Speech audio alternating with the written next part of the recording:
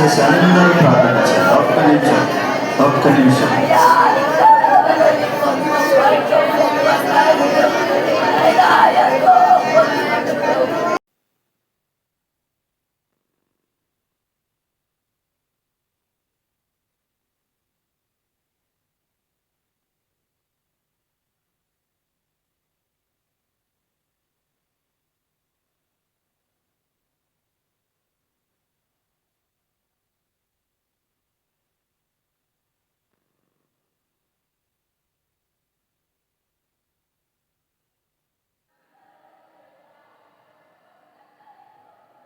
అలానే ప్రార్థించారు.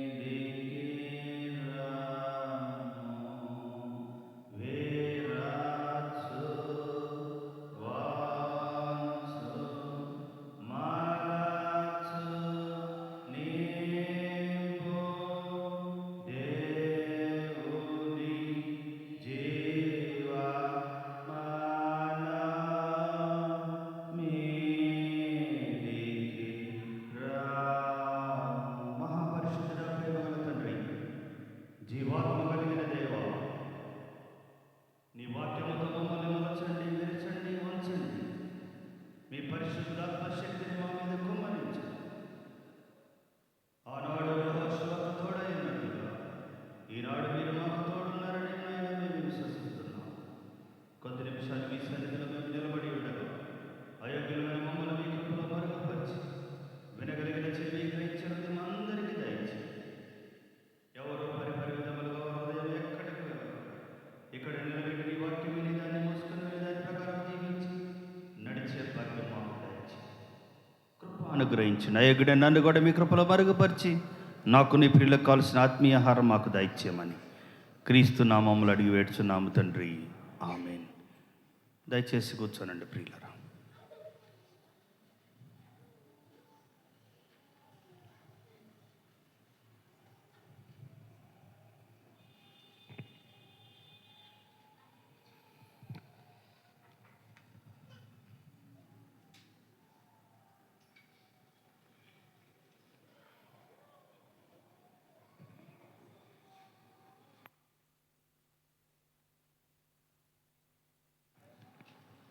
సిద్ధంగా ఉన్నారా వాక్యం వినటానికి? హుషారుగా లేరే? సరే, ఒక్క వచనం పాడుకుందామా? ఏదో మొత్తానికి డల్గా ఉన్నారు. కూర్చొని నిలబెట్టంలే. సంతోషంగా ఒక పాట పాడుకుందాం. ఒకే ఒక వచనం పాడతారా? ఇందాక ఎంతమంది చప్పట్లు కొట్టారు? మళ్ళా గట్టిగా ఒకసారి చప్పట్లు కొట్టుకుంటూ ఒక్క వచనం పాడుకుందాం. ఏ వచనం పాడుకుందాం? లాస్ట్ వచనం పాడుకుందాం. పాడండి మీరందరూ పాడాలి. నేను మైక్లో పాడను. సంతోషంగా మీరందరూ పాడాలి. పాడండి.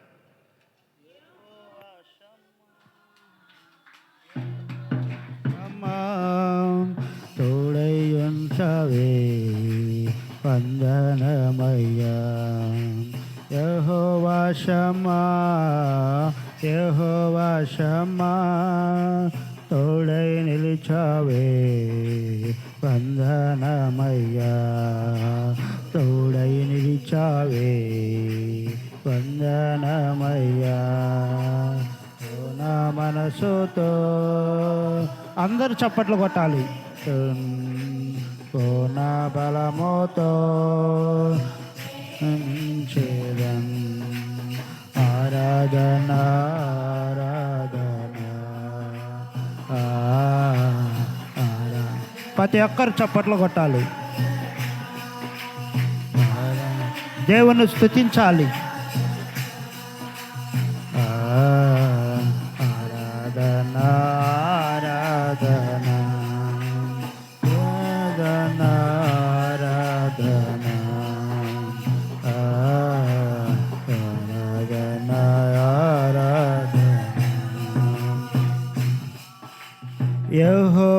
రఫా యెహోవా రఫా స్వస్థపరచవే వందనమయ్యా యెహోవా రఫా యెహోవా రఫా స్వస్థపరచవే వందనమయ్యా స్వస్థపరచవే వందనమయ్యా పూర్ణ మనసుతో ఆరాధింతు పూర్ణ బలముతో ప్రేమించేదన్ ఆరాధన ఆరాధన ఆరాధన ఓకే చాలు చాలు చాలు దేవుడి వాక్యం చూసుకుందాం. యెహోషువ గ్రంథము 1వ అధ్యాయము 9వ వచనం. యెహోషువ గ్రంథము 1వ అధ్యాయము 9వ వచనము. నేను నీ ఆజ్ఞ ఇచ్చి ఉన్నాను కదా,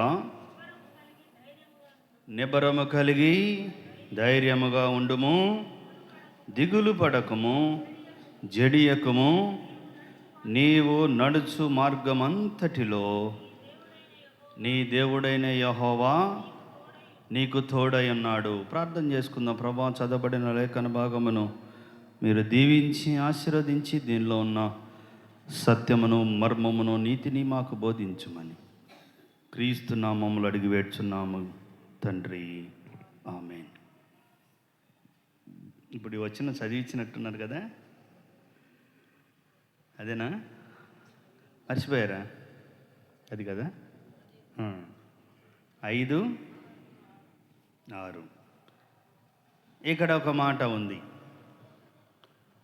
నేను నీకు ఆజ్ఞ ఇచ్చి ఉన్నాను కదా, నిబ్బరము కలిగి ధైర్యముగా ఉండుము, దిగులు పడకము, జడియకము, నీవు నడుచు మార్గమంతటిలో నీ దేవుడైన యెహోవా నీకు తోడై ఉండును. ఈ మాట ఎవరితో చెప్పారు? ఈ మాట ఎవరితో చెప్పారు? సరే, బైబిల్ రాసుకున్నారు కదా, నా వైపు చూడండి. ఈ మాట ఎవరితో చెప్పారు? మాట్లాడండి. తెలీదా? ఈ వాక్యం నాకు తెలిసినంతవరకు మీరు చాలాసార్లు వినుంటారు. ఎవరితో చెప్పారు ఈ మాట? మోషేతో చెప్పారా? యెహోషువ మోషే యొక్క శిష్యుడు. యెహోషువతో ఎవరు చెప్పారు? దేవుడు చెప్తున్నాడు. మోషే, యెహోవా సేవకుడైన మోషే మృతి పొందిన తర్వాత యెహోవా నూను కుమారుడైన మోషే పరిచారకుడైన యెహోషువకు ఈలాగు సెలవిచ్చెను, నా సేవకుడైన మోషే మృతి నొందాను కనుక నేను నీకు ఆజ్ఞ ఇచ్చి ఉన్నాను కదా, నిబ్బరము కలిగి ధైర్యముగా ఉండము. మోషే తను జీవితంలో కొన్ని సంవత్సరాలు రాజుగారి ఫరో దగ్గర పెరిగి రాజకుమారుడిగా ఎదిగి తర్వాత ఇశ్రాయేలీలను, ఎందుకంటే తను రాజు ఇంట్లో పెరిగాడు కానీ తన యొక్క పరిస్థితి అంతా వేరు. దేవుని యొక్క అనుగ్రహత పొందాడు. ఎక్కడ దేవుడు మోషేని దర్శించాడు? ఎక్కడ? ఒక పొదలో అగ్ని ద్వారా దర్శించాడు, అగ్నితో మాట్లాడాడు. అప్పటి నుంచి మోషే ఇశ్రాయేలీలతో ఉండి వారిని విడిపించి కనాను దేశం వైపు అరణ్య మార్గము గుండా అలా మొదలుకొని అరణ్యమున ఈ లెబానోను మొదలుకొని మహానది అయిన యూఫ్రటీస్ నది వరకు హిత్తీయులకు దేశమంతయు పడమట మహాసముద్రం వరకు అలా నడిపించుకుంటూ ఉన్నాడు. మోషేకి దేవుడు ఏమై ఉన్నాడు? తోడై ఉన్నాడు. తర్వాత ఒక కొండ మీదకి వచ్చినప్పుడు ఆ కొండ మీద మోషే ఇక చివరి పరిస్థితి వచ్చింది, ఇక చనిపోతానని తెలిసినప్పుడు మోషే చాలా పెద్దవాడు అయిపోయాడు. ఆల్మోస్ట్ ఇంక మరణానికి వెళ్ళిపోయి ఒక కొండ ప్రాంతంలో మోషే చనిపోయినప్పుడు మోషేని ప్రభువే పూడ్చిపెడతాడు.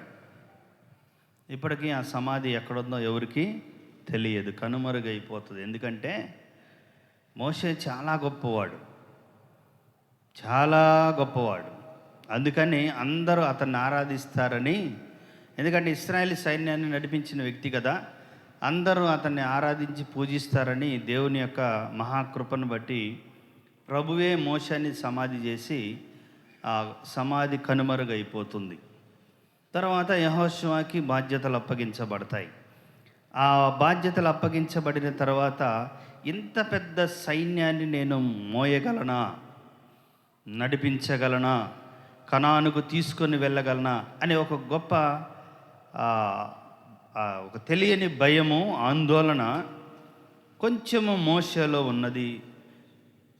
ఎవరిలో ఉంది? ఇక్కడే ఉన్నారా? ఓకే.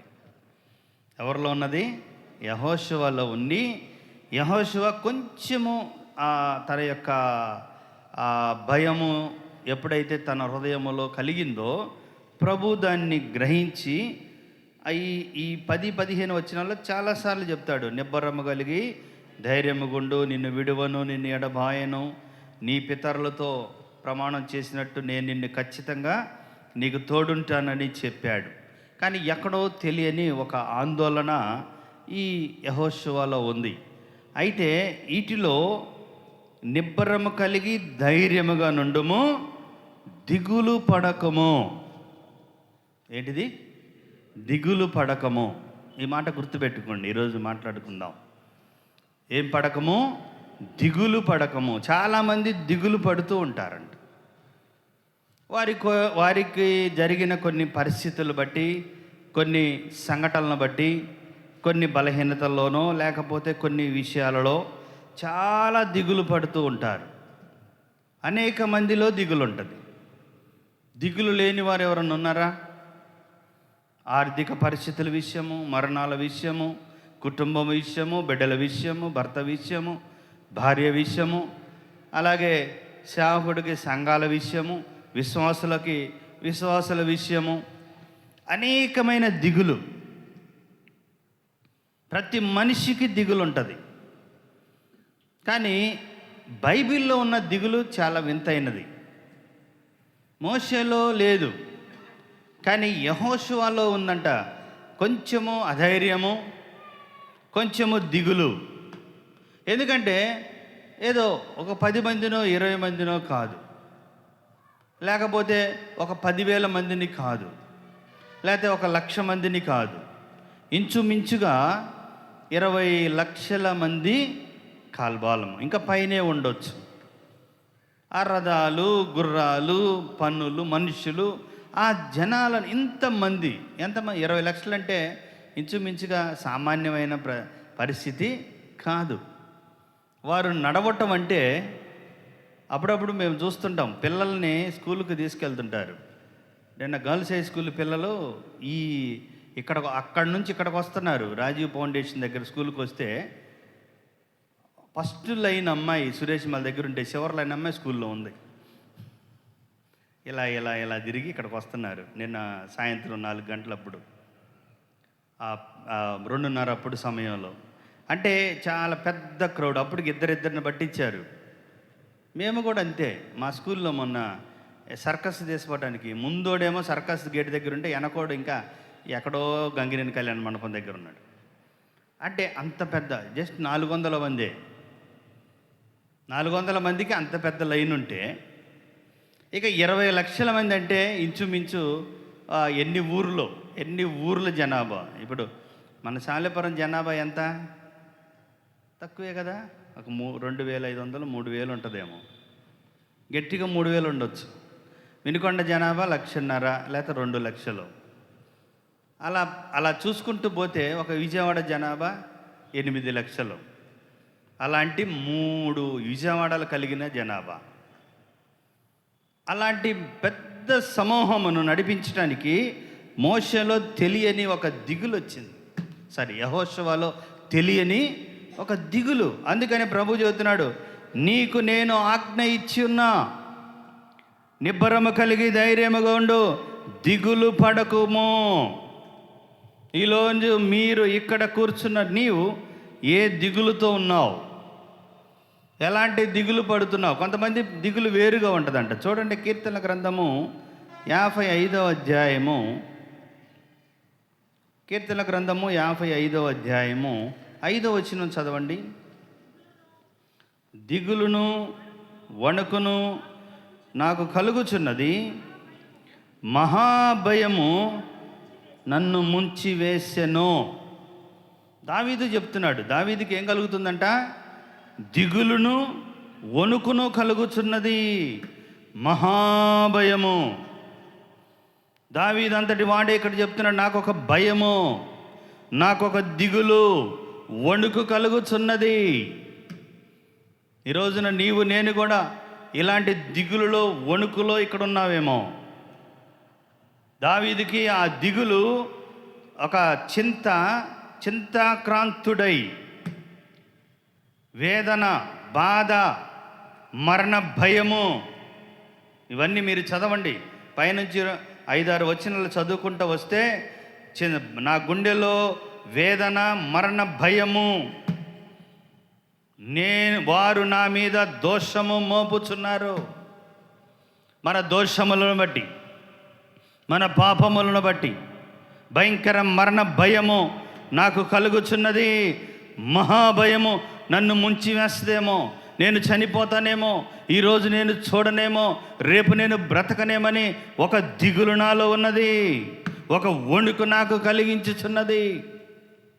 చాలామందికి తెల్లారితే లేస్తానేమో, బ్రతుకుతానా, చనిపోతానేమో. చాలామందికి ఒక దిగులు. ఇక్కడ ఏదన్నా మంట వస్తే భయం, గుండె సైడు ఏదన్నా చురుకు అందంటే తట్టుకోలేం. చెయ్యి జాలుగా ఉన్నా, కాలు జాలుగా ఉన్నా, లేకపోతే ఒక విధమైన వచ్చినప్పుడు మనలో ఒక ఆందోళన వస్తుంది, ఒక వణుకు వస్తుంది, ఒక దిగులు మనల్ని పట్టుకుంటుంది.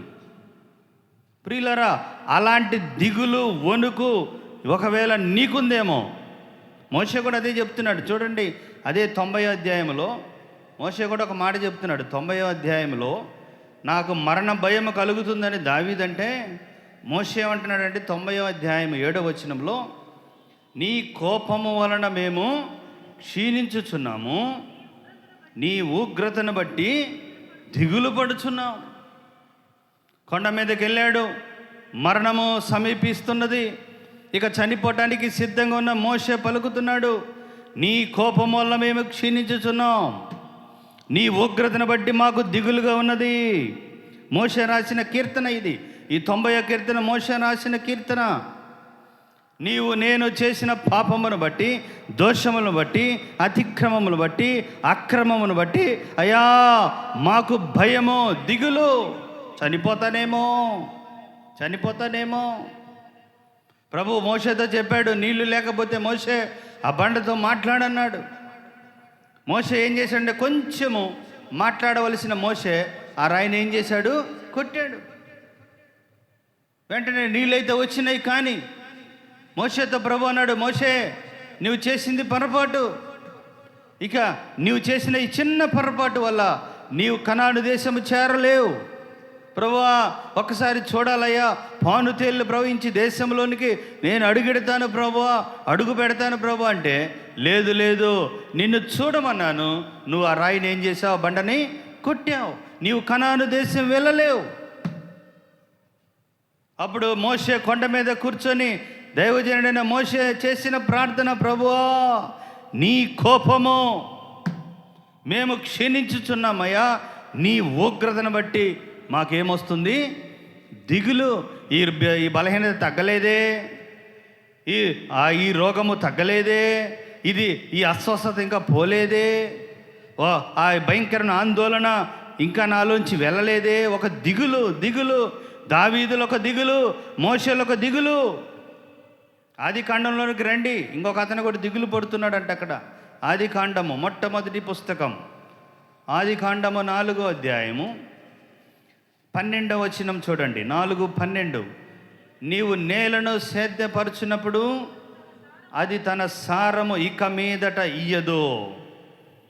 నీవు భూమి మీద దిగులు పడుచు. చాలా భయంకరమైన మాట చెప్పాడు. ఎవరు ఈ దిగులు? ఎవరిది? దావీదేమన్నాడు? అయ్యా నేను దిగులుతో వణుకుచున్నానంటే, మోషే ఏమన్నాడంటే నీ కోపం వల్ల మేము దిగులు పడుతున్నాం అంటే, ఇక్కడ కయ్యూనుతో దేవుడు చెప్తున్నాడు, కయ్యూను నీవు నేలను సేద్యపరచునప్పుడు అది తన సారము ఇక మీదట ఇయ్యదు. నీవు భూమి మీద దిగులు పడుచు దేశ దిమ్మరివైపోదువు. కయ్యోను పాపము దిగులుకు తీసుకొచ్చింది. కయ్యోను పాపము దిగులుకు వచ్చింది. నీవు భూమి మీద దిగులు పడుతూ తిరుగుదువు, దేశ దిమ్మరైపోతావు.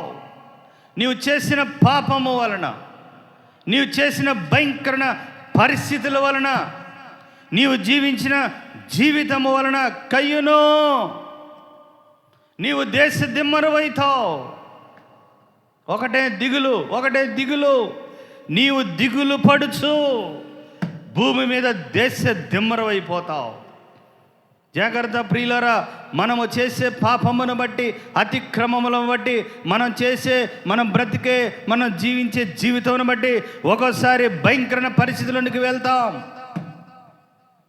భయంకరమైన స్థితిలోనికి మనం వెళ్ళిపోయే పరిస్థితులు వస్తాయి. పాపము చేసేటప్పుడు సంతోషంగా ఉంటుంది, ఆనందంగా ఉంటుంది. పాపములు బ్రతికేటప్పుడు చక్కగా ఉంటుంది. ఏమీ ఉండవు, అన్నీ సమకూర్చుతాడు సైతానుడు, దుష్టుడు. ఏమీ ఉండవు, ప్రశాంతంగా ఉంటుంది. ఎంత చక్కగా ఉంటుందో పాపములో బ్రతికేటప్పుడు. ఇంకా ఆశలు రేకెత్తిస్తుంటుంది. ఏదో చిన్న పొరపాటు జరిగినప్పుడు తమ్ముడిని చూశాడు, తమ్ముడితో మాట్లాడాడు. ఆ తమ్ముడు మీద కోపముతో రగిలిపోయి అంతే చంపేశాడు. ఒక చిన్న పాపమే. పాపం అంటే ఏందనుకుంటున్నారు? శరీర ఇచ్ఛలతో చేసేది కాదు పాపము. దేవుడు ఏదైతే చెప్పాడో అది చెయ్యకపోవటం పాపం, ఏదైతే చెయ్యమన్నాడో అది చెయ్యకపోవటం కూడా పాపమే. దేవుడు ఏదైతే చెప్పాడో అది చెయ్యకపోవటం, నెరవేర్చకపోవటం పాపము. దేవుడు ఏదైతే నీతో చేయొద్దన్నాడో నీవు దాన్ని చేయటం పాపమే. కయ్యూను అదే చేశాడు. పాపము చేసి తన తమ్ముడిని నేల కూర్చాడు. తన తమ్ముని రక్తము నేల మీద ఒలికింది. అంతే, దిగులు దేశ దిమ్మరవై. నేడు నీ దోష శిక్ష భరించలేనంత గొప్పది. పాపము చేసేటప్పుడు బాగుంటుంది, హత్య చేసేటప్పుడు బాగుంటుంది, ఒక మనిషిని చంపేటప్పుడు బాగుంటుంది. చాలామంది చూస్తున్నాం, ఆస్తుల కోసం పిల్లల్ని చంపేస్తున్నారు, భర్తలను చంపేస్తున్నారు, అక్రమ సంబంధాల కోసం. కానీ తర్వాత సరసాల్లో మగ్గిపోతున్నారు. కాబట్టి ఇక్కడ కూర్చున్న మనము చాలామంది అనేకమైన దిగుళ్ళతో కూర్చున్న. దావీదు దిగులు, మోషే దిగులు, ఇక్కడ కయ్యూను దిగులు. లూకా రాసిన సువార్తలోనికి రండి, మీకు ఇంకొక మాట చూపిస్తాను. లూకా రాసిన సువార్త 24వ అధ్యాయము. లూకా రాసిన సువార్త 24వ అధ్యాయము 37-38 వచనాలు. అయితే వాడు భయభ్రాంతులై భూతము తనకు కనబడినని తలంచిరి. అప్పుడు ఆయన, మీరెందుకు కలవరపడుచున్నారు? మీ హృదయములలో సందేహములు పుట్టనేలా. ఇక్కడ ఒక మాట చెప్తున్నాడు, అయితే వారు దిగులు పడి భయభ్రాంతులై. భయము నీలో ఉన్న భయము, నీలో ఉన్న ఆందోళన నిన్ను ఎక్కడికి తీసుకెళ్ళిద్దంట? దిగులులోనికి తీసుకెళ్ళిద్ది. ఏంటక్క అలా ఉన్నావు అంటే, ఏం చేస్తావయ్యా, ఈ బలహీనత తగ్గట్లేదు, ఈ చెయ్యి నొప్పి, ఈ తలనొప్పి, ఇది తగ్గట్లేదు, ఇది దూరం అవట్లేదు, బిడ్డకు వివాహం అవట్లేదు, లేకపోతే బిడ్డకు గర్భఫలము లేదు. ఒకటే ఆందోళన, ఒకటే దిగులు. అయితే వారు దిగులు పడి భయభ్రాంతులై. ఏ దిగులు నీలో ఉన్నది? ఎలాంటి దిగులు పడుతున్నావు? మోషే, నేను నీకు తోడైనాను. యెహోషువ, మోషేకి తోడైనట్లు నేను నీకు తోడైంటాననే ఆజ్ఞ నీకు ఇచ్చాను కదా. ఎందుకు దిగులు పడుతున్నావు? ఎందుకు జడి పడితే అదురుపోతున్నావు, భయపడుతున్నావు, వణుకుతున్నావు? దిగులు పడకము. చాలామంది ఇక్కడ దిగులుతో కూర్చున్నారు. అయ్యా, ఈ బలహీనత పోదేమో, ఈ రుగ్మతనాల నుంచి పోదేమో, ఏం చెయ్యాలి? అందుకనే ప్రభు అంటున్నాడు, మళ్ళీ చదవండి. వారు దిగులు పడి భయభ్రాంతులై భూతము తమకు కనబడినప్పుడు. అక్కడ ఒక మంచి మాట చెప్పాడు ప్రభు. అప్పుడు ఆయన, మీరెందుకు భయపడుచున్నారు? భయపడద్దు, ప్రభు ఉన్నాడు. నీలో దిగులుంది. నీ భర్తను కోల్పోయావు, నీ భార్యను కోల్పోయావు, నీ బిడ్డల విషయంలో ఒక దిగులు నీకున్నది. కానీ ప్రభు అంటున్నాడు, భయపడద్దు, కలవరపడద్దు, మీ హృదయములో ఏ సందేహము కలగనీయద్దు. మోషేలో ఉన్న దిగులు, దావీదులో ఉన్న దిగులు, కయ్యూలో ఉన్న దిగులు, మోషేలో ఉన్న దిగులు మరణ భయము. చిన్న పాపము చేశాడంతే, కనానుకు దూరం అయ్యాడు. దిగులు. కయ్యూని కూడా ఒక తమ్ముని చంపి ఒక పాపము చేశాడు. దేశ దిమ్మరైపోయాను, ఇక నా పరిస్థితి ఏంటిది అనేది ఒక దిగులు. కానీ ఎందుకు నీవు దిగులు పడుతున్నావు? మనము ఎలా దిగులు పడకూడదు? సమయానుకూలంగా కొన్ని మాటలు మీకు చూపిస్తారండి. ద్వితీయోపదేశ కాండము. మనము ఎందుకు దిగులు పడకూడదో దేవుని వాక్యానుసారంగా మీతో మాట్లాడుతాను.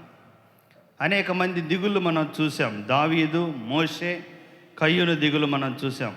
ఎందుకు మనం దిగులు పడకూడదంటే, ద్వితీయోపదేశ కాండము 31వ అధ్యాయము, ద్వితీయోపదేశ కాండము 31వ అధ్యాయము 6వ వచనము. 31వ అధ్యాయము 6వ వచనం. భయపడకుడి, వారిని చూసి దిగులు పడకుడి, నీతో కూడా వచ్చువాడు నీ దేవుడైన యెహోవాయే, ఆయన నిన్ను విడువడు, నిన్ను ఎడబాయడు.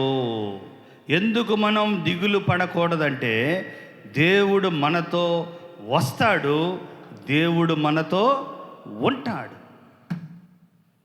ఇక్కడ మోషేతోనే చెప్తున్నాడు. మోషే ఇశ్రాయేలు అందరితో ఈ మాటలు చెప్పి చాలించిన తర్వాత,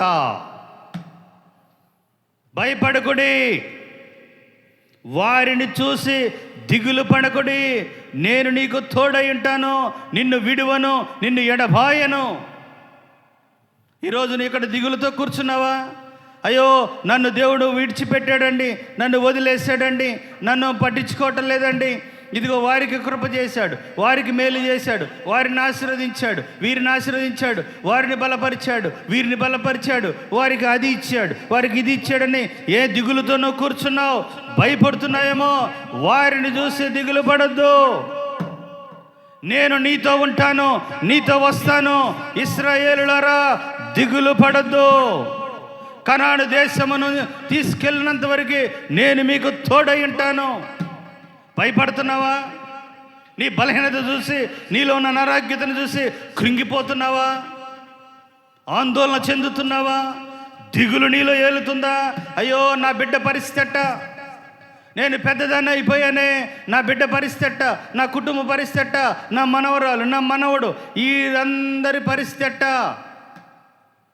దిగులు పడవద్దు. దేవుడు నీతో వస్తాడు.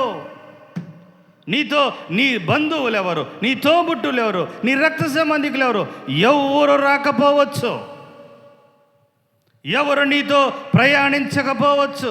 నీకున్న బలహీనతలు బట్టి, నీకున్న అప్పుల బాధను బట్టి, నీకున్న రోగమును బట్టి, నీకున్న భయంకర పరిస్థితిని బట్టి నీ బంధువులు, నీ అక్క, నీ చెల్లి, నీ రక్త సంబంధికులు, నీ తోబుట్టులు, చివరికి నీ తల్లిదండ్రులైనా సరే నిన్ను విడిచిపెట్టచ్చు, నిన్ను వదిలేయచ్చు.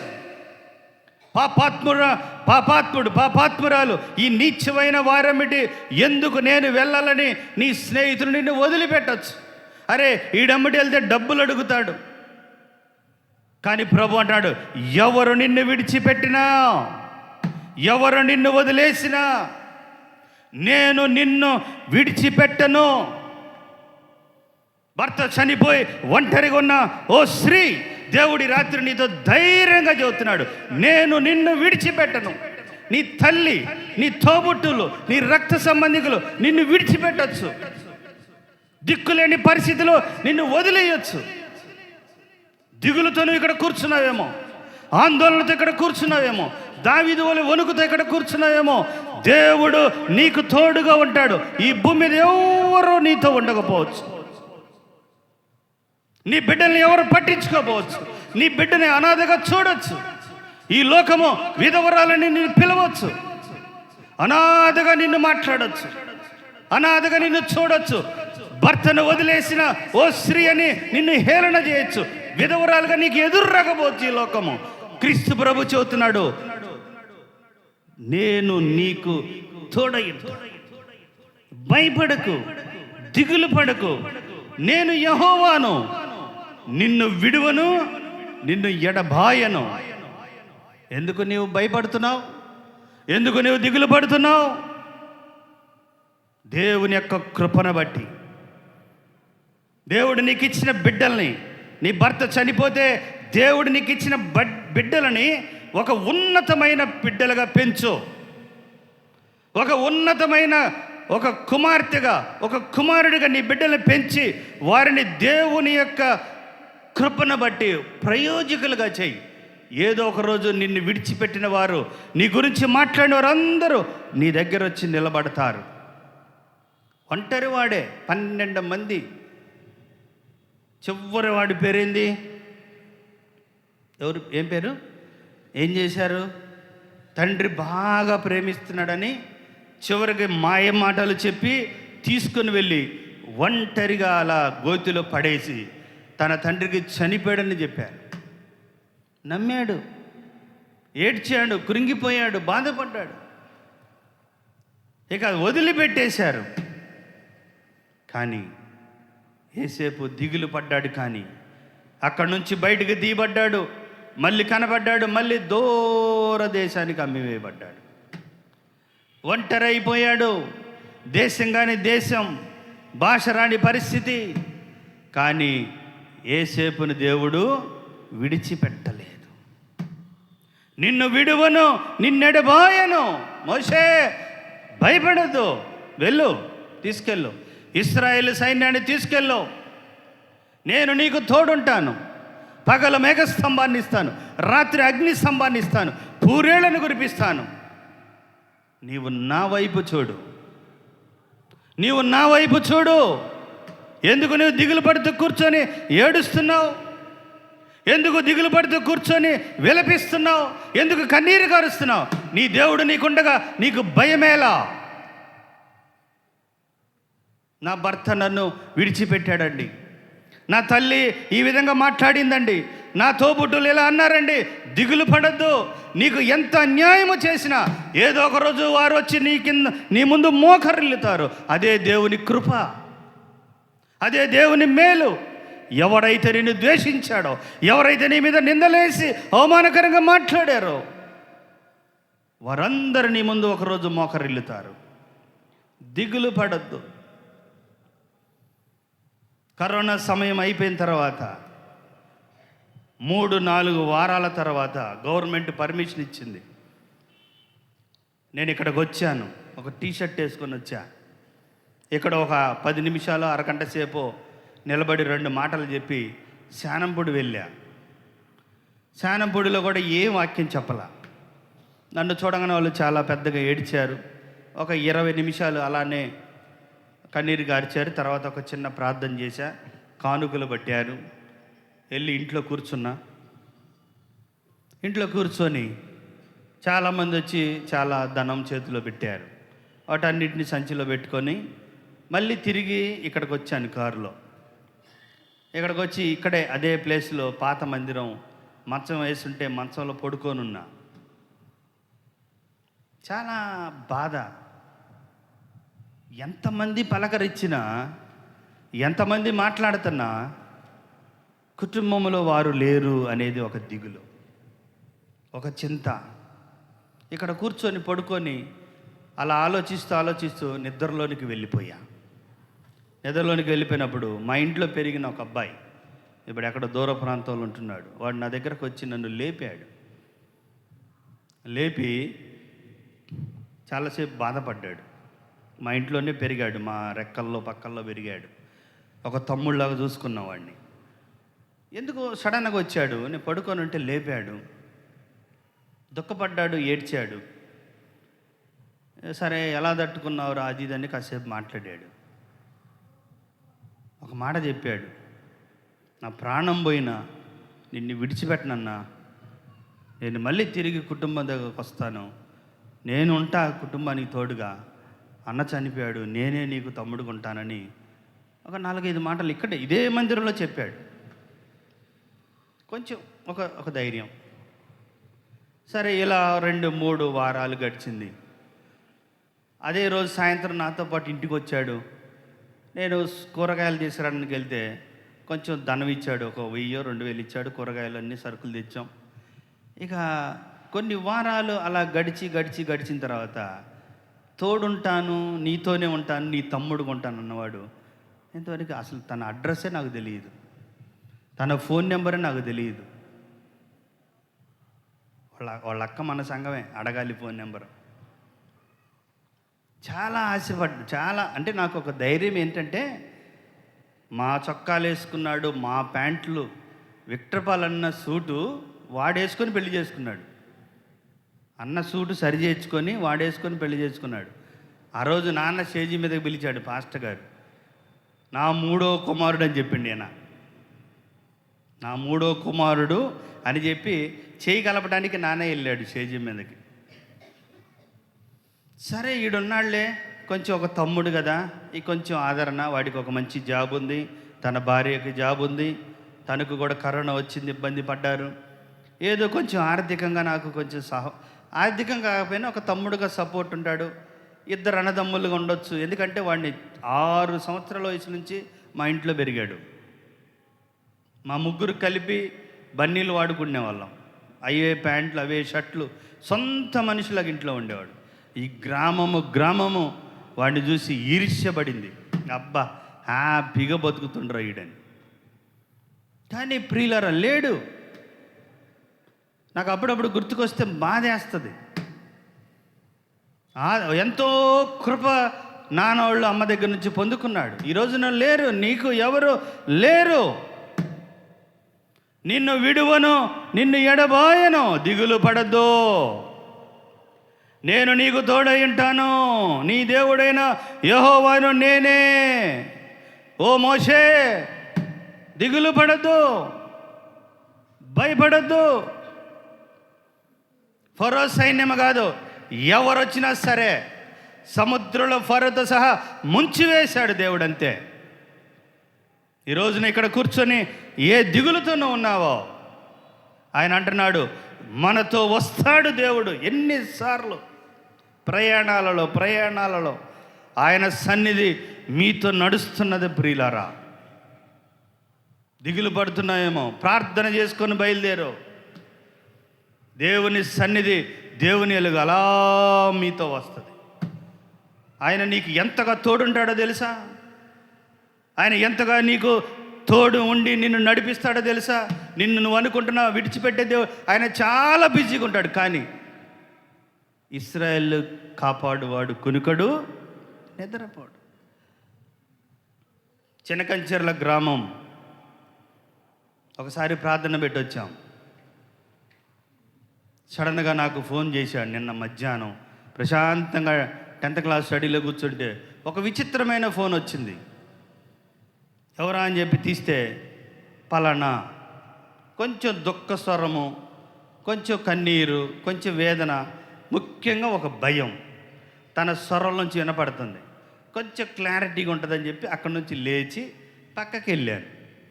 అప్పుడు చెప్పి ఏడుస్తున్నాడు. ఏంటి అని అడిగాను. ఇలా జరిగిందన్నా. గుర్తుపట్టంగానే షాక్ అయ్యాడు. నా స్వరం గుర్తుపెట్టుకున్నావా, నా స్వరాన్ని గుర్తుపెట్టుకున్నావన్నా అని ఏడ్చాడు. అప్పుడు నవ్వుకున్నా నేను. నీ స్వరం నాకు బాగా గుర్తు. ఎందుకంటే ఇదే మందిరంలో కూర్చొని పాటలు పాడిన స్వరం అది, దేవుని స్తుతించిన స్వరం. ఇప్పుడు దేవునికి కొంచెం దూరం అయ్యాడు. ఎన్నోసార్లు నేను ప్రార్థన చేస్తున్నాను, ప్రభా నడిపించు తీసుకొని రా అని. సడన్గా ఫోన్ చేశాడు. పేరు నేనే చెప్పాను, స్వరం గుర్తుపట్టాను. దేవుడు తన గొర్రెల స్వరం వినునని. నాకు కొంతమంది మీ వాయిస్లు గుర్తుంటాయి కాబట్టి టెస్ట్ చేయండి, మీరు ఫోన్ చేయండి, నేను మీ పేరు చెప్తా గుర్తొస్తే. అటనే గొంతు మారి చేయబాకండి, మిమిక్రీ చేశాడు. మాట్లాడాను. ఏడుస్తున్నాడు, భయపడుతున్నాడు. ఏంటి అని అడిగాను. ఏమి లేదయ్యా, ఇక్కడ ఏదో సంథింగ్ ఏదో జరిగింది, ఈ ఊరు మొత్తం ఏదో చేసుకుంటారంట, భయంకరమైన పరిస్థితి, నరికారంట. ఏంటి? జంతువులు వధ చేశారు. ఇక నాకు తెలియదు, ఆ ఊరిలో ఆదివారం పూట జరుగుతుంది, ఊరంతా సందడిగా ఉంది. ఇక్కడి నుంచి పచ్చక్కకు పోయానయ్యా పొగాకి. కొంచెం దూరం వెళ్ళి ఆ ఊరిలో ఇక భలే ఉందని చెప్పి ఒక 1000 రూపాయలకి తెచ్చాడంట. తెచ్చి చక్కగా వండుకున్నానయ్యా. తినిన తర్వాత చెప్పారంట, ఎలా తిన్నావయ్యా, అదంతా ఇది కదా భయంకరమైన పరిస్థితి, అక్కడ ఏదో కొలుపులు లాంటివి చేస్తున్నారు, నువ్వు ఎలా భోజనం చేసావు తెచ్చుకున్నావు అంటే ఇక లోనికి ఒక భయం వచ్చింది. ఇక భయపడ్డాడు. గందరగోళ పరిస్థితి. నిద్ర లేదు. ఆదివారం రాత్రి, సోమవారం, మంగళవారం, బుధవారం, గురువారం భయము, నిద్ర, ఒంటరితనం. భార్య ఉంది, పిల్లలున్నారు, అక్క ఉంది, అందరున్నారు. గడగడగడ వణికిపోతున్నాడు, భయపడుతున్నాడు. నిద్ర లేదు. 1, 2, 3 దాకా తిరగటం, అదే మెలుగుతో 3 గంటలకి లేచి ఆకు కోయటానికి పోవటం. తెల్లారుజులు ఒకటే ఆలోచన, ఏది చూసినా భయమే. వాంతులు అయిపోయినాయి, విరోచనాలు అయిపోయినాయి, ఆందోళన, శరీరం అంత ఇబ్బంది. చివరికి ఏం జరిగింది? ప్రార్థన చేస్తున్నాను అన్నయ్య, ఏడుస్తున్నా, నిద్ర లేదు. 7 రోజులు నిద్ర లేదు. ఎందుకు తిన్నా ప్రభువా, తెలియక తిన్నా ప్రభువా, నన్ను క్షమించయ్యా. కొన్ని 1000 సార్లు చెప్పానయ్యా. దేవుని కనికరం రాలేదన్నా, దేవుని స్వరం రాలేదన్నా, భయంకరమైన ఆందోళన, ఏం చేయాలో అర్థం కాలేదు. తెలియక తిన్నాను, తర్వాత బాధపడ్డాను. అయ్యో ఎందుకు ఇది చేశాను, భయంకరమైన పరిస్థితి, ప్రభువా నన్ను క్షమించమని అడుగుతున్నాను. రాత్రి అమ్మ నాన్న దర్శనంలోకి వచ్చారు అన్నయ్య.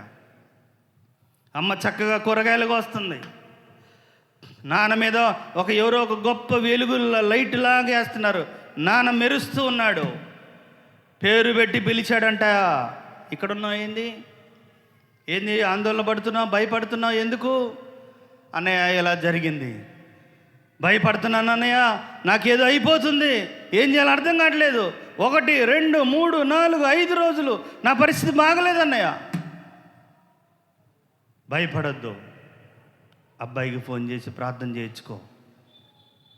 గబగబా వాళ్ళ అక్క దగ్గరికి వెళ్ళాడు. వాళ్ళ అక్క కూడా పక్కన 2 కిలోమీటర్ల దూరంలో ఉంది. మన చర్చికి వచ్చి అక్కే వెళ్ళి చిన్న నెంబర్ అంటే గబగబా రాసి ఇచ్చింది. ఫోన్ చేశాడు, మాట్లాడాడు. ప్రియులరా 7, 8, 9, 10 నిమిషాలు ప్రార్థన చేసి ఎక్కడో 120 కిలోమీటర్ల దూరంలో ఉన్నాడు. నేను స్కూల్లో ఉన్నాను. ప్రభు స్వరము చెయ్యి పెట్టి ప్రార్థన చేయమంటుంది. ఏడున్నాడు? నేను కళ్ళు తెరిచాను, ఎవడన్నా పిల్లోడు వచ్చాడేమోనని. పిల్లోడు చూస్తే అసలు ఎవరు లేరు, వాళ్ళు ప్రశాంతంగా చదువుకుంటున్నారు. అలా ఆకాశం వైపు చేయెత్తి ప్రార్థన చేశా. ప్రభువా తెలియక చేశాడు, తెలిసి ఒప్పుకున్నాడు. నీవు నాతో ఉంటానన్నావు, నాతో వస్తానన్నావు, విడువని ఎడబాయను, దిగులు పడొద్దన్నావు. ఒక దిగులుతో ఆ బిడ్డ ఉన్నాడు. ప్రభువా దయచేసి తనలో ఉన్న చీకటి దురాత్మంధకార శక్తులు యేసు రక్తములో సిలువలో కాల్చివేయి అన్నాడు. ఆమేనని అరిశాడు. అంతే. అన్నయ్య ఏదో తేలికగా ఉందన్నయ్య. ప్రియులారా, నిన్ను విడిచిపెట్టే దేవుడు కాదు. నువ్వు అనుకుంటున్నావు నన్ను మర్చిపోయాడు ఈ ప్రభు అనుకుంటున్నావు. ఎందుకు మనము దిగులు పడకూడదో తెలుసా? ఆయన మనతో ఉన్నాడు, మనతో వస్తాడు, మనతో నడుస్తాడు, మనల్ని ఉన్నత స్థితికి తీసుకొని వెళ్తాడు. నీ బిడ్డల్ని పెంచు దేవుని కొరకు.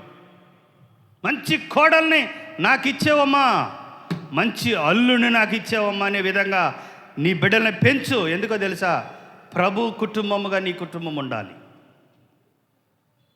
ఈ రోజుల్లో చాలామంది భయములో ఉన్నారు. ఎలాంటి కోడలు వస్తుందో, ఎలాంటి అల్లుడు వస్తాడో. కొన్ని పరిస్థితులు ఇబ్బందికరంగా ఉన్నాయి. భయపడొద్దు, దిగులు పడొద్దు. మనం ఎందుకు దిగులు పడకూడదంటే ప్రభు మనతో ఉన్నాడు, ఆయన మనతో వస్తాడు. రెండవ దినవృత్తాంతంలో గ్రంథము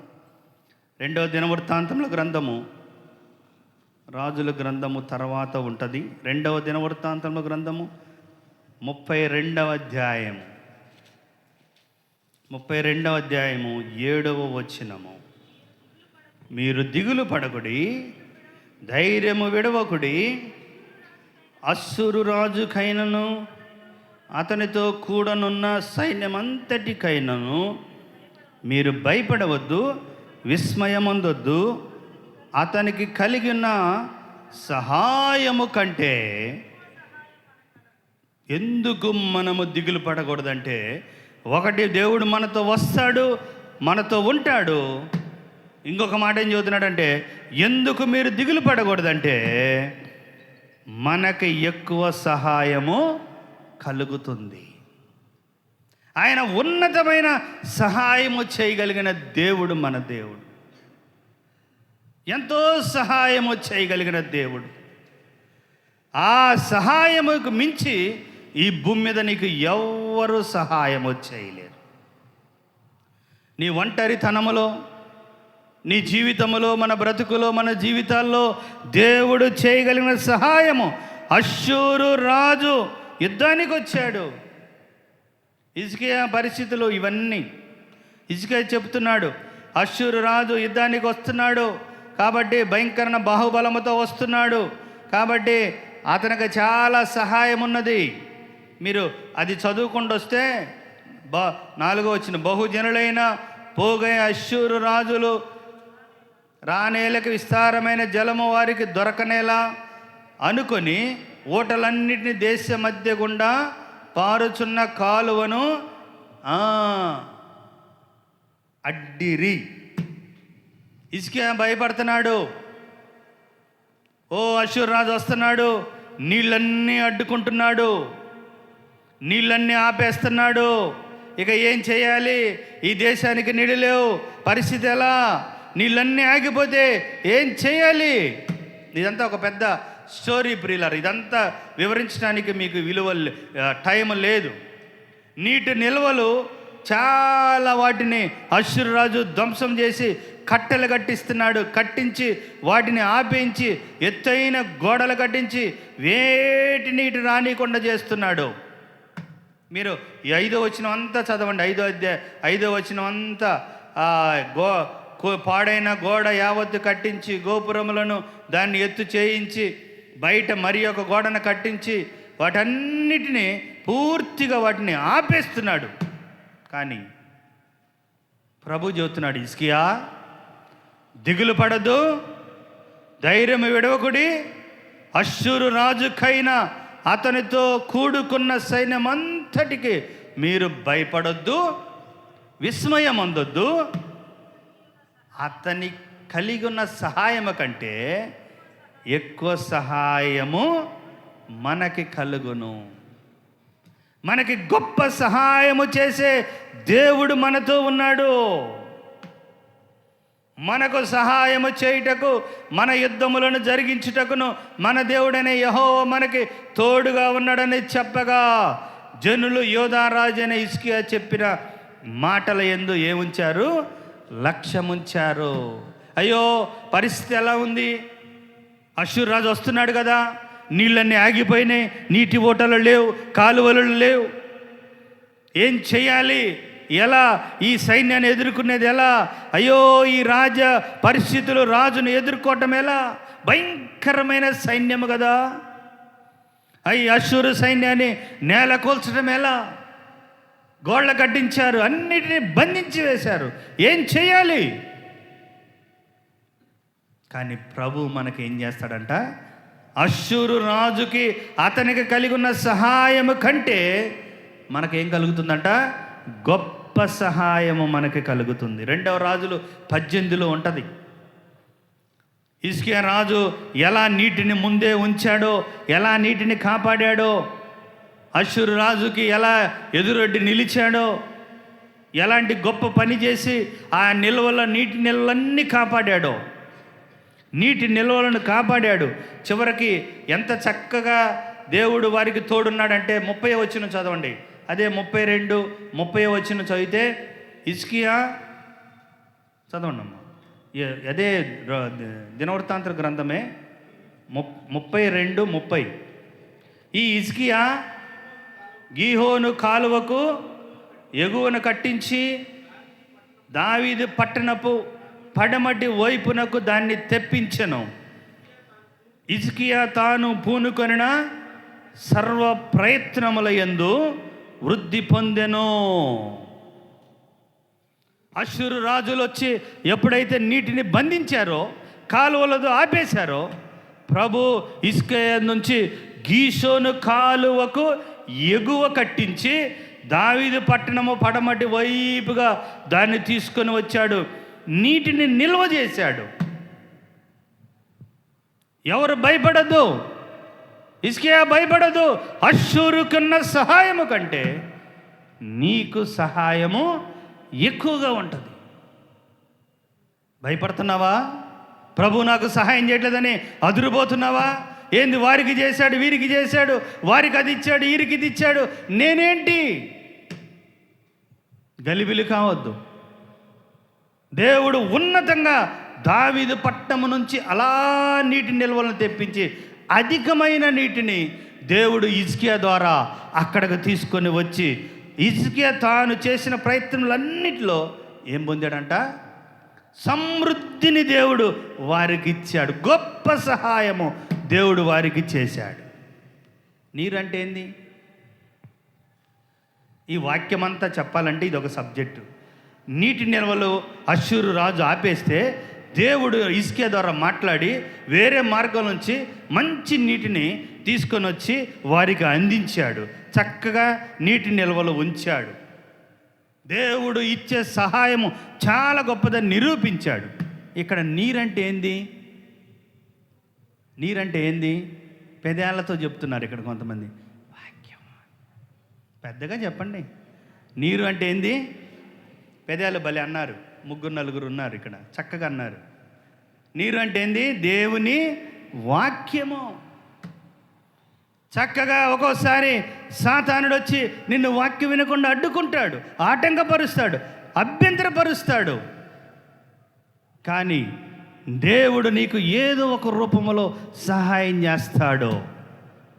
ఒక్కొక్కసారి నీ భర్త రూపంలో దేవుని వాక్యం వినకుండా చేస్తాడు. నీ భార్య రూపంలో, నీ బిడ్డల రూపంలో దేవుని వాక్యం వినకుండా సాతానుడు నిన్ను ఆపేస్తాడు. కానీ దేవుని వాక్యము వింటే నీవు వృద్ధి పొందుతావు, అభివృద్ధి పొందుతావు. అభివృద్ధిని పొందాలంటే దేవుని వాక్యమును వినాలంతే.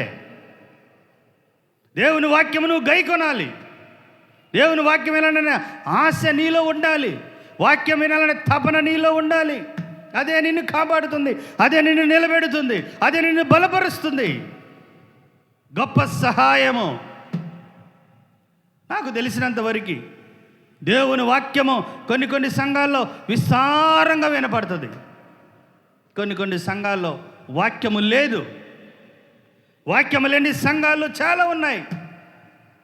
కానీ మహాకృపను బట్టి నేను గర్వంగా చెప్పగలుగుతాను, నేను అడిగింది ఒక్కటే, దేవుణ్ణి, ప్రభువా బలహీనుడిని, దేవుని పరిస్థితిలో చాలా చిన్నవాడిని, ఏం చేయాలి ప్రభువా? ప్రభు కొన్ని మాటలు నాతో మాట్లాడి ఈ విధంగా నీవు దేవుని సువార్త ప్రకటించమన్నాడు. దేవుని మహాకృపను బట్టి నేను ఎంతో ప్రార్థన చేశా. ఒక గొప్ప దైవజనుడిని కలిశాను. నేను కలిసినప్పుడు ఆయన ప్రార్థన చేశాడు.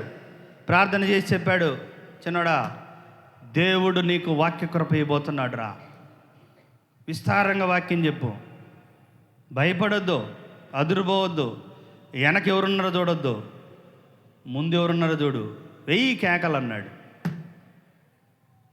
వాక్య కృప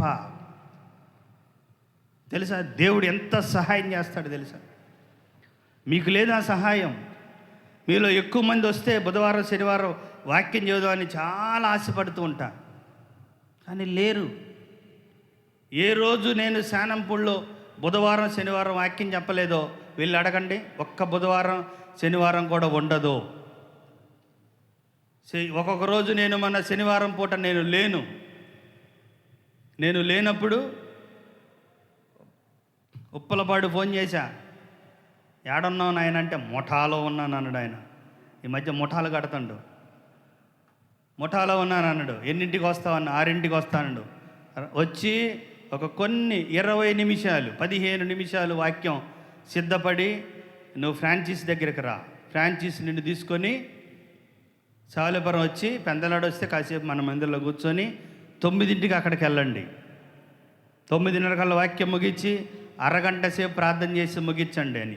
ఈలోపు నేను, దాసన్న అండ్ 2 బ్రదర్స్ విజయవాడ వెళ్ళి చాలా ఫాస్ట్గా వచ్చేసాం. విజయవాడ కాదనుకుంటా, ఎక్కడికో వెళ్ళాం. విజయవాడ చాలా త్వరగా వచ్చాం. వచ్చి మళ్ళీ స్నానం చేసి 5-10 నిమిషాలు ఇంట్లో ఉండి, సమయం ఉంది కదా అన్న, నన్ను సావులపురం దాకా వదిలిపెట్టి శానంపూడి దాకా, మళ్ళీ నేను ఫ్రాంచైస్ కారులో వస్తానని మళ్ళీ తిరిగి లాస్ట్ చివరిలో ప్రార్థన వెళ్ళి నేనే చివరి ప్రార్థన చేసి ముగించుకొని 10 గంటల 10:30కి ఇంటికి వెళ్ళాం. వారికి ఏదో ఒక రూపంలో వాక్యం అందిస్తూనే ఉన్నాం. ఎందుకు నీవు వాక్యం వినాలని ఆశ లేదు? ఎంత గొప్ప సహాయం దేవుడు నీకు చేస్తున్నాడు, వాక్య సహాయం. ప్రతి ఆదివారం విస్తారమైన వాక్యం వెదజల్లుతుంది, వినిపించబడుతుంది. వాక్యమును విని నీలో ఉన్న వాటిని తొలగించుకుంటున్నావా? చదువుతున్నావా దేవుని వాక్యాన్ని బైబిల్ తీసి కనీసం యవనస్తులైనా సరే వృద్ధులైనా కనీసము 3 అధ్యాయాలన్నా చదువుతున్నారా? చేతులు ఎత్తండి. రోజుకు నేను 1 అధ్యాయం చదువుతున్న వాళ్ళు చేతులు ఎత్తండి. 1 అధ్యాయం అలానే ఉంచండి. చెయ్యెత్తిన వాళ్ళు 2, 3, 4, 5, 6 అయిపోయింది. ఓపిక లేదు. కనీసం 2 అధ్యాయాలు 3 అధ్యాయాలు కూర్చోండి, చక్కగా కింద కూర్చోండి, నీ బిడ్డలను కూర్చోబెట్టుకోండి, బైబిల్ ఇవ్వండి, చదివించండి. లెక్కలది, సైన్స్ది, సోషల్ది, తెలుగుది, హిందీది, ఇంగ్లీష్ది మొత్తం తీపిస్తున్నావు. అసలు తీపిట్లా. నీకు జ్ఞానం ఇచ్చేది తీపిచ్చు. కూర్చో, చక్కగా పాట పాడు, బైబిల్ తీయమ్మని ఒక ఇంగ్లీష్ బైబిల్ వాళ్ళకి చక్కగా చదువుతారు. 1 అధ్యాయం చదివించు. ఇంకొక పాప ఉంటే ఇంకొక అధ్యాయం, ఇంకొక కుమారుడు ఉంటే ఇంకొక అధ్యాయం చదివించు. చక్కగా 2, 3, 4 అధ్యాయాలు చదివి ఒక చిన్న ప్రార్థన చేయి. అప్పుడు దీపించు లెక్కలు, అప్పుడు దీపించు సైన్సు. ప్రియులారా, దేవుని వాక్యము చదువు. నీకు దేవుడు ఎంత సహాయం చేశాడు తెలుసా? 1 నిమిషానికి 185,000 మంది దురాత్మలను నశింపజేయగలిగిన, అంతము చేయగలిగిన శక్తి కలిగిన సహాయము దేవుడు నీకు చేస్తున్నాడు కదా. అలాంటి గొప్ప సహాయము చేసే దేవుడు నీకుండగా, నీ చుట్టూరు నిన్ను పరిపాలిస్తూ నిన్నేలుతున్న సాతాను శక్తులను, అంధకార దురాత్మ శక్తులను సిలువ రక్తములో కాల్చివేసే క్రీస్తు ప్రభువు నీకు అంత గొప్ప సహాయము చేసే దేవుడు నీకుండగా ఎందుకు నీవు దిగులు ఇక్కడ కూర్చున్నావు? ఈ బలహీనత తగ్గదేమో, ఈ తలనొప్పి తగ్గదేమో, ఈ రోగము పోదేమో. దిగులు పడద్దు యెహోషువ, దిగులు పడద్దు. తీసుకెళ్ళ సైన్యాన్ని. ఎరుకో యొర్దాను నది అడ్డుకొచ్చిందా? ఆపేస్తా. మందసం ఎత్తుకో. నీకు నేను తోడయ్యంట, నీకు నేను సహాయము చేయగలిగిన గొప్ప కృప నీకు ఇస్తా. ఈ భూమి మీద నీకు సహాయము చేయగలిగిన దేవుడు ఒకే ఒక దేవుడు, ఆయనే క్రీస్తు ప్రభు. నీ స్నేహితులు, నీ రక్త సంబంధికులు, నీ బంధువులు ఖచ్చితంగా ఇస్తానంటారు, దొరకరు, అడ్రస్ కూడా ఉండరు. 10 నిమిషాలు, అరగంట, 30 గంట, రేపు, ఎల్లుండి, గురువారము సోమవారం ఏముండదు. నిన్ను నమ్ముకొని చాలా ఇబ్బంది పడ్డాను, నేను బాధపడే రోజులను. కానీ క్రీస్తు ప్రభు దగ్గర మోకాళ్ళై ఆయన గొప్ప సహాయం చేసే దేవుడు. దిగులు పడద్దు. యెషయా గ్రంథము ఒక మాట చదివి ముగిస్తాను. యెషయా గ్రంథము 51వ అధ్యాయము 7వ వచనం చదవండి. యెషయా గ్రంథము 51, 7వ వచనం. నీతి అనుసరించు వారులారా, నా మాట వినుడి, నా బోధ హృదయమందుంచుకున్న జనులారా ఆలకించుడి. మనుషులు పెట్టు నిందకు భయపడుకుడి, వారిని దూషణ మాటలకు భయపడుకుడి. ఎవరేమన్నా దిగులు పడద్దు, ఎవరేమి మాట్లాడినా దిగులు పడద్దు, ఎవరిని నిందలు వేసినను భయపడద్దు. చాలామంది మొట్టమొదటిగా దేవుని పరిస్థితుల్లో జరిగే వాటిని చూడకుండా ప్రజలు మాట్లాడే మాటలు దృష్టిస్తారు. ప్రజలు నీ మీద వేసే నిందలు, ప్రజలు నీ మీద మాట్లాడే మాటలే గుర్తుపెట్టుకుంటారు. ప్రభు చెబుతున్నాడు, మనుషులు పెట్టు నిందకు భయపడకుడి, వారి దూషణ మాటలకు దిగులు పడకుడి. చాలామంది అదే దిగులులో ఉన్నారు, అదే ఆందోళన. పలానా ఆమె ఇట్ట అన్నదండి, నా తల్లి ఇలా అన్నదండి, నా తండ్రి ఇలా అన్నదండి, ఇదిగో నా తోబుట్టు ఇలా అన్నదండి, మా అన్నయ్య ఇలా అన్నదండి, మా బావగారు, మా అక్కగారు, మా వదిన గారు, చెప్తూ పోతే చాలా ఉన్నాయి. వారు వీరు అన్నారండి, ఈ నింద నా మీద వేశారండి, ఇదిగో ఈ హేళన నాతో మాట్లాడారండి, ఇలా నన్ను దూషించారండి. వారి మాటలు కూర్చొని దిగులు పడుతున్నావా? దిగులు పడుతూ కూర్చున్నావా? దేవుడు అంటున్నాడు, దిగులు పడద్దు. వారి మాటలకు, వారి దూషణ మాటలకు దిగులు పడదు. దేవుని సన్నిధిలోకి రా, కూర్చో, మోకరించు, ప్రార్థన చేయి. ఎవరైతే నీ మీద హేళనగా మాట్లాడారు, ఎవరైతే నిన్ను దూషించి నిన్ను హేళన చేశారో, ఏదో ఒకరోజు వారు నీ ముందు వచ్చి నిలబడతారు. నీ మారు మనసును చూసి, నీలో ఉన్న భక్తిని చూసి, నీలో ఉన్న విశ్వాసమును చూసి, నీలో ఉన్న అభివృద్ధిని చూసి, నీలో ఉన్న ఆశీర్వాదాన్ని చూసి భయపడి నీ ముందుకు వచ్చి మోకరిల్లుతారు. దిగులు పడద్దు, భయపడద్దు. మోషే భయపడకము, యెహోషువ దిగులు పడకు. ఎన్ని అడ్డంకులు వచ్చినా సరే, నిందలేదా ఇశ్రాయేలీలు? గొణకలేదా, సనగలేదా, అవమాన పాలు చేయలేదా? మోషేని ఎన్ని మాటలు అన్నారు, యెహోషువని ఎన్ని మాటలు అన్నారు? బైబిల్లో స్పష్టంగా చెప్పబడలేదా? వాటన్నిటిని విని మోషే ఆగిపోయాడా, యెహోషువ ఆగిపోయాడా? ఎవరు ఆగలేదు. నిందల మాటలకు భయపడలేదు, వారి దూషణ మాటలకు భయపడలేదు. దేవుని తట్టే చూశారు.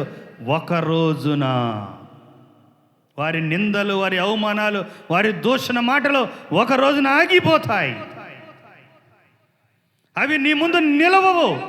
వారు మాట్లాడిన మాటలు తుత్తునీలుగా దేవుడు చేసేస్తాడు. దిగులు పడద్దు. అగ్నితో కాల్చేస్తాడు. నీవు అయితే ఆ మాటలు అగ్ని వలె తుత్తునీలుగా అయిపోవాలంటే నీలో నిజమైన భక్తి, నిజమైన ఆరాధన, నిజమైన క్రీస్తు నీలో కనపడాలంతే. దూషిస్తావు, నీవు కూడా అదే చేస్తావు. వారిలాంటి వారి కుటుంబంలో ఇలా జరిగిందండి అంటావు. చివరికి నీ కుటుంబంలో కూడా అదే జరిగిద్దేమో. మాట్లాడొద్దు. ఎక్కువ మాటల్లో దోషం ఉంటుంది. వాటి గురించి మాట్లాడొద్దు, వదిలే. నిన్ను దూషించారో ప్రభువుకు చెప్పు, నిన్ను హేళనపరిచారో దేవునికి చెప్పు. దిగులు పడద్దు, భయపడద్దు నిందలకు. ఏ నింద నీ మీద వేసినా సరే భయపడద్దు. నా మీద నిందలు వేశారు, కృంగి అవమానపడ్డాను, నీరసించాను, ఆందోళన చెందాను. కానీ ఎక్కడ కృంగిపోలేదు. దుఃఖం వచ్చింది, కొంచెం దుఃఖపడ్డాను, కొంచెం బాధపడ్డాను. కానీ ప్రభువుకు చెప్పా, ప్రభువా నా నిందను ఖ్యాతిగా మార్చయ్యా. ప్రార్థన చేశా. సంవత్సర కాలం ప్రార్థన చేశా. మీరు ప్రార్థన చేశారు నా కొరకు. మీరందరూ చేసిన ప్రార్థన బట్టి నాకు నాన్న ఇచ్చాడు దేవుడు. ఎంత గొప్ప తెలివి వాడికి ఇచ్చాడో. ప్రతిదీ గుర్తుపెడతాడు. మీరు ఇప్పుడు చక్కగా మాట్లాడండి. 1 నుంచి 20 వరకు చెబుతాడు. A నుంచి Z వరకు చెబుతాడు. చక్కగా పిలుస్తాడు వాళ్ళ అమ్మని. టేనా లే అంటాడు. అమ్మాయిని పిలవటం మర్చిపోయాడు. పెద్దోడైపోయాడు వాడు. దేవుని కృపను బట్టి అందరూ, మా అక్క పిల్లలు కానీ, అందరూ అన్న పిల్లలు కానీ, అక్క పిల్లలు కానీ, మాకు కానీ అందరికి బుజ్జి అక్కలేదు, బుజ్జి వదలలేదు, బుజ్జి అత్తలేదు. ఎవరికి బుజ్జే. వాడొక్కడికే బుజ్జి అత్త అయ్యాడు. బుజ్జి అత్త అంటాడు పాప. మొత్తానికి పెద్దమ్మ అంటాడు. ఎంత గొప్ప ధన్యత. నిందలేస్తే కురింగిపోయి దిగులు పడుతూ కూర్చుంటే దేవుడు అద్భుతము చేయడు ప్రియులారా. అందుకనే జడియకము, దిగులు పడకము. ఎందుకు దేవుడు నీతో దిగులు పడొద్దు అన్నాడంటే, ఆయన నీతో ఉండే దేవుడు, నీతో నడిచే దేవుడు, నీకు సహాయము చేసే దేవుడు. నిందలో అవమానపడ్డ దేవుడు నీతో నడిచే దేవుడు. అలాంటి దేవుడు నాకుండగా, ప్రభువా నేను ఈ దిగులుతో ఇక్కడ కూర్చున్నానయ్యా, ఇదిగో నాతో ఆందోళన ఉన్నది, భయం ఉన్నది, ఆ దిగులు పోగొట్టు ప్రభు అని కొద్ది నిమిషాలు ప్రార్థన చేసుకుందాం. దేవుడి మాటలు మన వినికిడిలో దీవించును గాక. ఏ దిగులుతోనూ ఇక్కడ కూర్చున్నావు? ప్రేరేపించబడిన వారు నిలబడి ప్రార్థన చేయండి. ఏ దిగులుతోనూ ఇక్కడ కూర్చున్నావు? ఆర్థిక పరిస్థితుల్లో దిగులా? అప్పుల బాధలో దిగులు పడుతున్నావా? అనారోగ్యంతో దిగులు పడుతున్నావా? ఇది పోదేమని దిగులు పడుతున్నావా? నీకు సహాయము చేయగలిగిన దేవుడు, నీ మీద వేసిన నిందలని పోగొట్టే దేవుడు, అవమానకర్మలను కొట్టివేసే దేవుడు, నీకు గొప్ప సహాయము చేయగలిగిన దేవుడు. ఈ భూమి మీద అలాంటి సహాయము చేయగలిగిన దేవుడు ఎవరు లేరు తల్లి. ఒక్కసారి ప్రభువుకు చెప్పయ్యా, నీవు తప్ప నాకెవరు సహాయము చేయలేరు. నాకు సహాయం చేయగలిగిన దేవుడు నువ్వే ప్రభువా. నన్ను బ్రతికించగలిగేది నువ్వే, నన్ను లేపగలిగేది నువ్వే, నన్ను నిలబెట్టగలిగేది నువ్వే, నన్ను ఆదరించగలిగేది నువ్వే. ఆ రోజు నన్ను ప్రభువా రూతును ఆదరించావు నాయనా. నీవు నన్ను విడిచిపెట్టే దేవుడు కాదు, గొప్ప సహాయము చేసే దేవుడు. హిజ్కియా, అమ్మోనీల కంటే సహాయము కంటే ఎక్కువ సహాయం మనకున్నది. అలాంటి గొప్ప సహాయకరమైన క్రీస్తు ప్రభు మనకుండగా ఎందుకు నీవు ఆందోళన చెందుతున్నావు? ఎందుకు దిగులు పడుతున్నావు? ఏ దిగులు ఇక్కడ కూర్చున్నావు? కృప కలిగిన తండ్రి, దయగలిగిన ప్రభువా, యెహోషువ దిగులు పడితే మీరు ఎంతగా ధైర్యపరిచారు. యెహోషువ దిగులు పడకు, నేను నీకు గొప్ప సహాయము చేసే దేవుడిని, నేను నీతో ఉంటాను, నీతో వస్తాను, నీతో నడుస్తాను, నిన్ను విడువను, నిన్ను ఎడబాయను, నీకు తోడై ఉంటానని చెప్పావు. అయినా మేము ఇంకా దిగులుతో కూర్చున్నాము నాయన.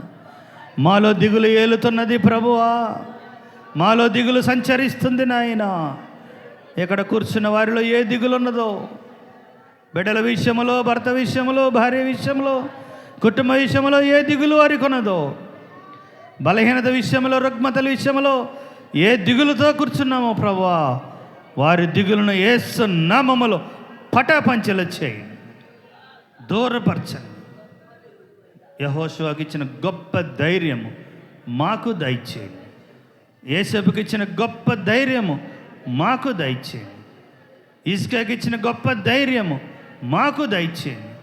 దావీదు వలె, మోషే వలె, కయీను వలె మాలో ఒక రకమైన దిగులు ఏలుతుంది ప్రభువా, మరణ దిగులు ఏలుతుంది నాయన.